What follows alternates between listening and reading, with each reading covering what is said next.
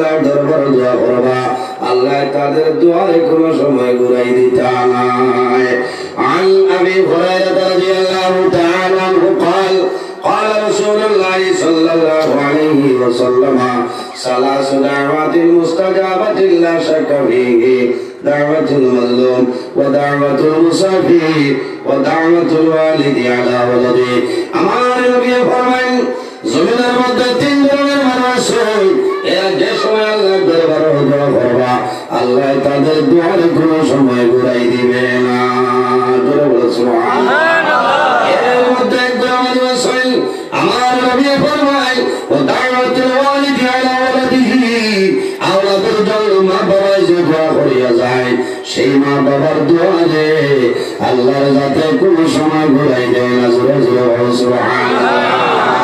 ও যুবক